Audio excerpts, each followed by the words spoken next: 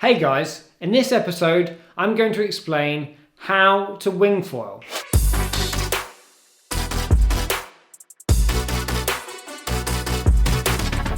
Before attempting to wing foil, you should be able to do everything I've covered in my previous videos in this series.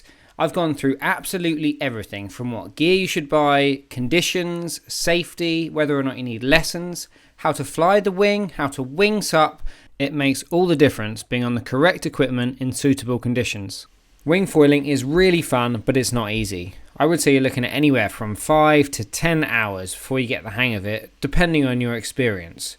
I'd also recommend having a go behind a 2-point cable park or behind a boat, because getting some experience and developing some muscle memory learning how to ride the foil without worrying about the wing really helps when you add the wing to the mix. It's much easier to foil with plenty of power. I'm talking about at least 20 to 25 knots of wind for an 80 kilo bloke using a 5 meter wing and a big beginner board and foil. One of the most common problems when learning to wing foil is not having enough power to create the speed required to get the foil flying. It's easy to kill the power winging. It's not like kiting when being overpowered is dangerous. When entering the water with wing foiling equipment, the wing should be downwind and the board upwind. It's best to walk in as far as you can until you can't stand. Then let the wing flag out onto its leash and move into a prone position to paddle the board further out into deeper water. Paddling the board like a surfboard is a really important technique as it enables you to get back upwind or back to the beach. Hooking your legs around the leading edge also really helps to stop the wing from flying around. Flipping your wing is awkward and worth practicing on the beach before getting out onto the water. Shuffle your hands to the end of the wing and lever the wing over with the leading edge first. Try to use the wind to your advantage. If you're doing it correctly and the wind is assisting you, it should be fairly easy. Now let's crack on with how to wing foil. Get yourself onto your knees and pull in the wing into a neutral position using the leash. You can lean on the wing in the water to help you balance. The board should be facing across the wind with the wing directly downwind. Kneel upright in the center of the board, and tucking your toes really helps you balance. From the neutral position, reach for the handles from front to back, moving into the powered position. Pull in your rear hand to increase the power and get the board moving. The board will be easier to balance on once moving as the foil stabilizes the board. Now at this point, if you're having trouble flying the wing and you're always catching a wingtip, then you've probably not practiced enough on the beach or watched my in-depth video about how to fly a wing. Spend some time practicing on your knees, especially if you're not very confident standing on a sup. To turn the board whilst kneeling, twist your body against the force of the wing. Use the traction you can create from the power of the wing to turn the board in the direction you want to go. Now let's look at how to stand up. The foil stabilizes the board even at slow speeds, so it will be much easier to balance when the board is moving through the water. It's also easier to balance with the wing in the powered position, as you can lean on the power of the wing to help you balance. From a kneeling position with the board going across the wind, lift your front foot up and forwards. Place it near the center of the board. Lift yourself up to standing using your front leg and place your back foot as you stand up. Try to have both feet roughly staggered over the center line of the board. Top tip: just before you stand up, shuffle your soon-to-be rear knee slightly towards the middle of the board. This will help you balance on one knee as you stand up. Always stand up using your front foot as it's much easier to balance. Once you're up on your feet, it's good practice riding the board slowly without trying to foil. Get a feel for how to ride the board with the foil underneath. Even when you're not foiling, it takes a bit of getting used to.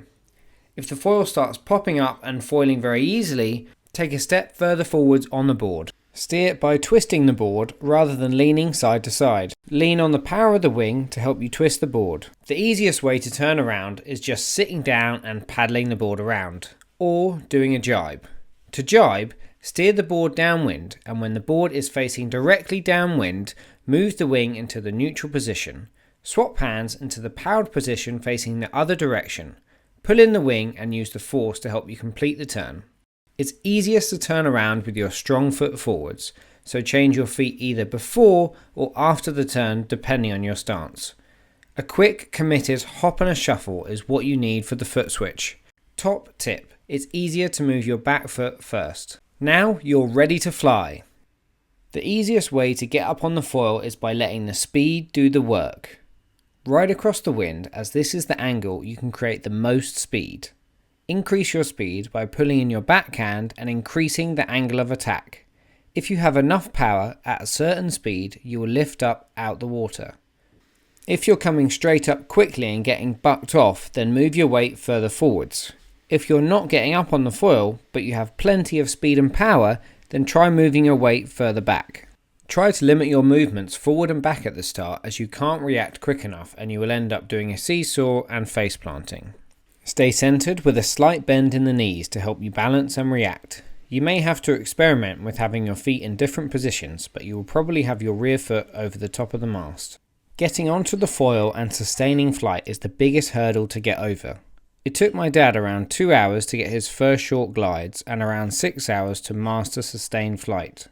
All I can say is just stick with it. You will fall a lot, but you will get further with each attempt, and it is so addictive when you do finally crack it. You just can't beat the feeling of flying. Here's my 5 top tips for getting up on the foil. Number 1. Power generates speed, which creates lift. You need more power than you think to get up on the foil. Number 2. Point the board directly across the wind. This is the fastest point of sail. Number 3. Try not to fight the wing. Use it to your advantage. Lean on the wing to help you balance in the water and maneuver the board. 4. Use a minimal open grip to avoid tiring out your forearms. Number 5. Use the correct equipment. A big foil, 2000 surface area or bigger, and a big board, 120 litres or bigger, is very important when learning.